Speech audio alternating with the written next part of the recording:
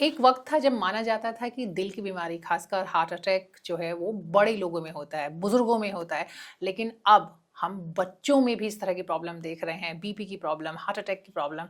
तो क्या वाकई बच्चों के लिए भी एक बड़ा खतरा बन रही है दिल की बीमारी? आज इस बारे में हमारे साथ बात करेंगी senior doctor doctor Smita Mishra. बहुत बहुत स्वागत है मैम आपका। नमस्ते प्रियंका जी। जी मैम, मैंने जैसे कि शुरुआत में बताया कि दिल की बीमारी जो बढ़ रही है ये आप बहुत अच्छी तरह से समझते हैं क्योंकि आपका फील्ड है, पीडियाट्रिक कार्डियोलॉजिस्ट कार्डियोलॉजी। हैं और बहुत लंबे टाइम से आप काम कर रहे हैं। तो मैं ये जानना चाहती हूँ कि दिल की बीमारी, कुछ खबरें इस तरह की आती हैं कि छोटा बच्चा था, 12 साल का बच्चा था, साइकिलिंग कर रहा था, अचानक से कार्डियक अरेस्ट हो गया। दौड़ रहा था बच्चा स्कूल में, एक्टिविटी में, कोई स्पोर्ट्स इवेंट था, वहीं पे ऑन द स्पॉट गिरा और खत्म हो गया। अब ये जो एज ग्रुप लगभग ये 8 9 साल, 12 साल, 14 साल, तो बहुत ही अलार्मिंग सिचुएशन लगती है। तो ऐसा क्यों हो रहा है कि छोटे बच्चे भी जो है बीपी या फिर हार्ट की जो प्रॉब्लम है उनका शिकार हो रहा है? ये एक बहुत ही अच्छा प्रश्न आपने पूछा भी है और ये सबको जानना भी चाहिए। जी। जो बच्चे होते हैं उनमें हम कहते हैं कि कोरोनरी आर्टरी डिसीज़ नहीं होती। उसकी वजह ये होती है कि कोरोनरी आर्टरी डिसीज़ है क्या? वो एक डिजेनरेटिव डिसऑर्डर है। जैसे जैसे आपकी एज बढ़ती है वैसे वैसे आपकी कोरोनरी आर्टरी में प्रॉब्लम आनी शुरू होती है और आपके लाइफ स्टाइल चेंज होता है। नॉर्मली आपकी लाइफ स्टाइल बहुत अच्छी है, आप प्ले कर रहे हैं तो बच्चे तो करते हैं। तो इसलिए हम एक्सपेक्ट नहीं करते कि उनकी कोरोनरी आर्टरी को ख़राब होना चाहिए।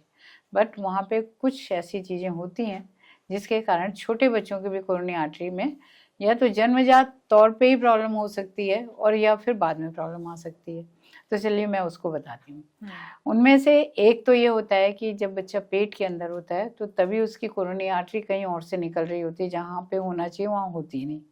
तो इसको हम कहते हैं anomalous origin of coronary artery, usually from right और लेफ्ट पल्मोनरी आर्टरी। तो अगर ऐसा है तो बच्चा बिल्कुल जैसे हार्ट अटैक बड़ों में होता है ना, तो 2 महीने का बच्चा भी आपको वैसे ही दिखेगा, एकदम रोना शुरू कर दिया, पसीना हो गया, पीला हो गया। तो ये ट्रीटेबल कॉज है, पर है ना। इसके कारण हार्ट फैल जाता है पूरा, हार्ट का फंक्शन कम होने लगता है। तो कभी भी कार्डियोमेगेली या कुछ अगर 6 महीने से कम के बच्चे में अगर मिल रही है तो यूजली 60% में ये बीमारी भी हो सकती है उनको, एक्सेप्ट दैट मायोकार्डाइटिस। कुछ वायरल इलनेस होते हैं जो कि मायोकार्डियम को ही वीक कर देते हैं, तो वो बाद में होता है। कुछ कंजेनाइटल भी होते हैं, उसमें भी ऐसा हो सकता है। पर फिर हम आते हैं वापस कोरोनरी आर्टरी पे। कई बार क्या होता है कि कोरोनरी आर्टरी की जो ओरिजिन है, जहाँ से वो निकलना है ना, वहाँ से वो बहुत घूम घाम के आ जाती है। भाई एक ऐसा होता है कि जो दाईं ओर से निकल रही है कोरोनरी आर्टरी, उसको दाईं ओर के हार्ट को सप्लाई करना है, जो बाईं ओर है बाईं ओर जाना है। अब ऐसा हो गया कि बाईं ओर जिसको जाना है ना वो दाईं ओर से निकल गया। तो ऐसी हालत में क्या होता है कि ये कोरोनरी आर्टरी अगर आप बहुत तगड़ी एक्सरसाइज करें तो वहाँ पे रुकावट आ जाएगी, जैसे बड़ों में आती है, जैसे कि एडल्ट्स में आती है, उस तरह इसमें आ जाएगी। ऐसा एथलीट्स में कई बार देखा गया कि फुटबॉल खेल रहे हैं, क्रिकेट खेल रहे हैं और सडनली गिरे और डेथ हो गई। तो एक ये सडन कार्डियक डेथ का कारण होता है। तो ये तो वो है जो कि कंजेनाइटल बात है, जो था ही ऐसा। तो इसमें भी, इससे भी मेरा जुड़ा एक सवाल है, वो ये है कि क्या इसमें फिर कोई सिम्टम होते होंगे बच्चों में? क्योंकि कई बार अक्सर लोग ये कहते हैं तो बच्चे में तो पता है, हमें तो पता ही नहीं चला। हाँ, जी। तो ये चीज़ मैं सच बताऊं कि कई बार ना बच्चे अगर कंप्लेन नहीं करेंगे तो आपको पता नहीं लगेगा। तो ये एक रेयर चांस हो सकता है कि कई बार बच्चे एकदम चक्कर आके गिरा या कुछ हुआ, तो आप उस हालत में उसको जाके अपने चेकअप कराया और तब आपको पता है। प्रॉब्लम क्या है कि इनकी बेसलाइन एक इलेक्ट्रोकार्डियोग्राम से हमें कई बार पता लगता है कि कोरोनरी आर्टरी डिसीज है, पर इनका बेसलाइन इलेक्ट्रोकार्डियोग्राम, उसका तो जो अल्कापा की बात की मैंने उसमें तो एबनॉर्मल होता है। पर ये जो मैंने कहा कि जहाँ गलत जगह से coronary artery, course of coronary artery is different, तो उसमें एक्चुअली वो नहीं दिखाई देगा। जब तक वो दौड़ रहे हैं, खेल रहे हैं, गिर रहे हैं, चेस्ट पेन हो रहा है तब तो होगा। तो बच्चा दौड़ता हुआ आया, मेरे छाती में दर्द हो रहा है, छाती में, आपने बैठे जल्दी से लेके गए, ईसीजी हुआ, नॉर्मल निकल गया। तो एक ये, तो ये चीज़ है। इसके अलावा फिर क्या होता है, 2 बीमारियां होती हैं, उनमें एक मैं कोविड का नाम लेने वाली हूँ, पर उससे पहले एक कावासाकी डिसीज होती है। आपने कावासाकी मोटरसाइकिल का नाम ज़्यादा सुना होगा, पर कावासाकी एक साइंटिस्ट थे, तो उन्होंने इसका पता किया था। तो इसमें क्या होता है कि एक ही ऑटो इम्यून डिसीज है एक तरह से, जिसमें आपका जो उसका वो ऑटो इम्यूनिटी किसकी वजह से होता है वो नहीं मालूम है। है ना। तो उसमें क्या होता है कि कोरोनरी आर्टरी, जब ये बुखार होता है तो आंखों में लालिमा आती है, फीवर 4-5 दिन को भाई चढ़ता है, फिर इसके बाद वो कंटिन्यू करता है, और भी कुछ चीज़ें होती हैं। पर इन सब के बीच में जब आप 10 दिन के बाद देखते हैं तो कोरोनरी आर्टरी 40% केसेस में, सबका नहीं, 30-40% केसेस में कोरोनरी आर्टरी में सूजन आने लगती है। जैसे आपने देखा होगा, जैसे इमली होती है ना, ऐसे थोड़ा वो करके नहीं, या तो उस तरह का एक बनना, इनको एन्यूरिज्म कहते हैं एक्चुअली। तो ये एन्यूरिज्म बन जाते हैं, और ये एन्यूरिज्म हील कैसे होते हैं, इनके अंदर ब्लड का क्लॉट बनता है, फिर उसके बीच से ल्यूमन बनता है, फिर सो बन जाती है कोरोनरी आर्टरी। पर इस बीच में कहीं पूरा ब्लॉकेज रह गया, वो ल्यूमन नहीं बन पाया, तो हार्ट अटैक हो जाता है, जैसे सब में होता है। तो ये भी बीमारी आज के दिन में बढ़ती हुई देखी गई है। अब उसका वजह क्या है वो हम नहीं जानते इसको का। पर जब ये कोविड आया तो कोविड में जो बड़ों को बीमारियां हुई, और जो बच्चों को आपने पढ़ा होगा, जाना होगा कि वो 7-8 मतलब करीब करीब 8 हफ्ते के बाद ज़्यादा बच्चे फीवर हो गया, रैशेस हो गए, बिल्कुल जैसे कावासाकी डिसीज़ होती है ना, उसी तरह से उनको उस तरह से। तो इनमें कोरोनरी आर्टरी, इनमें भी देखा गया कि उस तरह की सूजन देखी गई, डायलिटेशन देखा गया।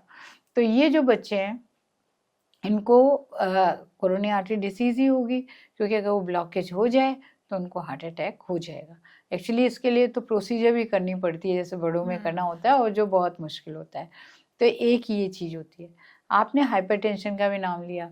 हाइपरटेंशन से पहले मैं आपको एक चीज़ बताऊंगी जो कि आजकल बात बहुत की जा रही है, और शायद आप भी जानती होंगी।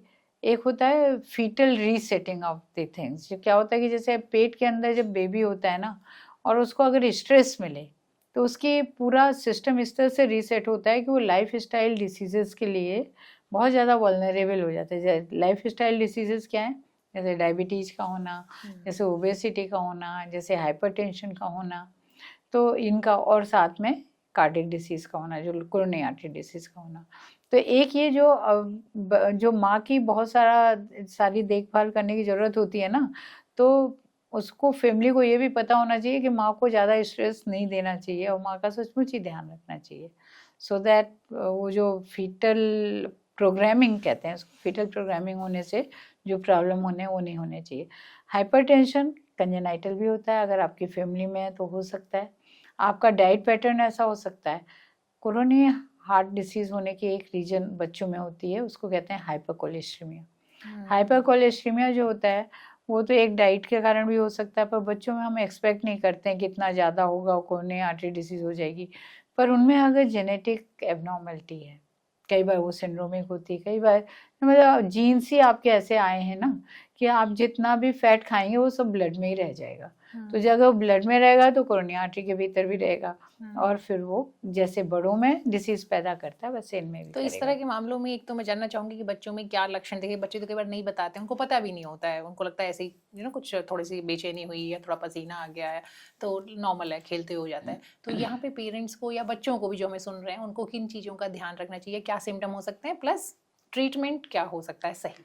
अच्छा, तो इसमें मैं आपको यही कहूँगी कि बच्चा कभी भी कोई कंप्लेंट करता है, उसमें मैं कहूँगी कि 40-50% चांस हो सकता है कि वो जस्ट स्कूल से बचने के लिए कर रहा है। पर अगर 10% भी ऑनेस्टी है तो उसको चेक कर लेना ही सही है। तो इसलिए डॉक्टर से मिलें, डॉक्टर को देखने दें। ब्लड प्रेशर आजकल 5 साल से ऊपर के बच्चों को हर 6 महीने में एक बार ब्लड प्रेशर चेकअप होना चाहिए।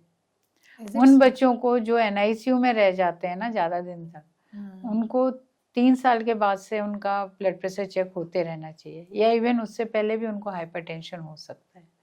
हाइपरटेंशन का जो एक चीज़ होता है कि आपको डाइट कंट्रोल करना होता है, और डाइट कंट्रोल के अलावा आपको अपनी रेगुलर एक्सरसाइजेस देखनी होती हैं।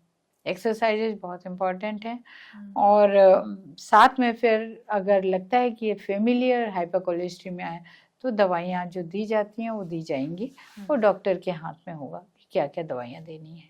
तो उसमें आप रेजिस्ट ना करें, और सारे एविडेंस आप देखें, डॉक्टर के साथ बैठें, काउंसलिंग करें, और समझें कि जो डॉक्टर कह रहा है क्यों कह रहा है, और क्यों ये दवाई लेने के लिए कह रहा है, और उस पर विश्वास करें और उसको कंटिन्यू करें। जी, तो कुछ मामलों में सर्जरी की जरूरत भी पड़ती है? जो कार्डियक कोरोनरी आर्टरी डिसीज़ होती है बिल्कुल पड़ती है। मेरे अपने मतलब उसमें इंफॉर्मेशन, मेरे अपने साथ जो एक सर्जन काम करते हैं उन्होंने बाद में एक सर्जरी की थी, तो वो 1.5 साल का बच्चा था जिसकी कोरोनरी बाईपास सर्जरी हुई। अल्कापा जो कंजेनाइटल डिफेक्ट है उसके लिए तो हम लोग रेगुलर सर्जरी करते हैं जी। इनमें कई बार एंजियोप्लास्टी भी की जा सकती है जो थोड़े बड़े। मैं एक चीज़ आपको और बता दूं कि जो सडन कार्डियक डेथ का जो सबसे बड़ा रीजन होता है वो रिदम एबनॉर्मलिटी होता है, कि उसमें हार्ट रेट एकदम 200, 250, 300 चली जाए। फिर उसमें एक रहता है कि जो एट्रियल एरिथमिया कहते हैं, एक वेंट्रिकुलर सबसे खतरनाक होती है। तो इसके ना कंजेनाइटल सिंड्रोम होते हैं एक्चुअली, इनमें कुछ चीज़ें होती हैं, ब्रुगाडा सिंड्रोम या समथिंग। तो ये ना, ये इसको बहुत ध्यान से देखने की ज़रूरत होती है, क्योंकि ये सडन कार्डियक डेथ के सबसे ज़्यादा जो डेथ हैं, जैसे आपको पता हुआ कि जैसे बच्चा सोया 2 महीने का, 1 महीने का और फिर उठा ही नहीं, इनमें देखा गया एक लॉन्ग क्यूटी सिंड्रोम जैसा चीज़ होता है जिसको ईसीजी में आप देखते हैं। तो फिर आपको बड़ा ध्यान रखना होता है, कुछ एक दवाइयाँ देनी होती हैं, कुछ दवाइयाँ रोकनी होती हैं, क्योंकि इनमें जैसे आप सिंपल कफ सिरप दें और पता लगा कि बच्चा फिर नहीं बच पाया, क्योंकि वो कफ सिरप वो क्यूटी सी जो हम कह रहे हैं एक जो लेंथ है उसकी बढ़ा देता है। तो कफ सिरप की कुछ दवाई होती है। तो एक इलेक्ट्रोकार्डियोग्राम जब भी हम देखते हैं तो उसमें एक वेव पैटर्न आता है, जैसे आपका जो इम्पल्स से शुरू होता है ऊपर से, फिर वो धीरे एट्रिया में जाता है, फिर वेंट्रिकल में जाता है, एट्रिया वेंट्रिकल के बीच में थोड़ा सा गैप होता है। तो ये जो डिस्टेंस है, मतलब जहाँ से आपका वेंट्रिकल कॉन्ट्रैक्ट करना शुरू करता है, वो वेव जहाँ से बनती है और जहाँ से वो एकदम नॉर्मल रिलैक्स करता है, उन दोनों के बीच में जगह लंबाई बढ़ जाती है, इंटरवल बढ़ जाता है। ये इसके कंजेनाइटल सिंड्रोम होते हैं, इनकी टेस्ट किया जाता है, जेनेटिक टेस्टिंग की जाती है। अभी भी मेरे पास कम से कम 3 बच्चे हैं जिनको मैंने जेनेटिक टेस्टिंग के लिए भेजा हुआ है। तो उनको हम बहुत सारा प्रिकॉशन देते हैं फिर कि आप इसका ध्यान दीजिए। और पर्टिकुलरली जब मैरिज सेम फैमिली में हो तो कंसेगुनिटी हो जाती है, तो फिर उसमें भी चांस होता है कि ऐसे हो जाए। जी जी। तो ये तो तय है कि जो कई बार लोग कहते हैं ना कि बच्चों में हार्ट की बीमारी नहीं हो सकती, तो बच्चों में भी हार्ट की बीमारी हो सकती है, जन्मजात भी हो सकती है, और वो ज़रूरी नहीं है कि सिर्फ छेद या इस तरह की कोई प्रॉब्लम हो, वो फिर ब्लड प्रेशर या फिर बाद में जाके जो कुछ और प्रॉब्लम हो और वो आगे जाके हार्ट अटैक जैसे सिचुएशन में भी जैसे कोविड में या जैसे कावासाकी में जो मैंने कहा, कोरोनरी आर्टरी के जो चेंजेज होते हैं वो चेंजेस कितने एक्सटेंड तक सही हो गए, कितना नॉर्मलाइजेशन हो गया एंडोथेलियम पे, इस पे डिपेंड करेगा कि आगे जाके कोई प्रॉब्लम होगी कि नहीं। इसलिए कोविड के बाद आपने देखा होगा कि सडन कार्डियक डेथ के बहुत सारे इंसिडेंट्स बढ़ रहे हैं। कोविड ने लोग वैक्सीन को तो खैर कहते हैं कि वैक्सीन हो सकता है ऑटो इम्यूनिटी उसके कारण, पर बिसाइड्स कोविड अपने आप ही मायोकार्डियम को भी डैमेज कर रहा था, कोरोनरी आर्टरी को भी डैमेज कर रहा था, कंडक्शन सिस्टम को भी डैमेज कर रहा था।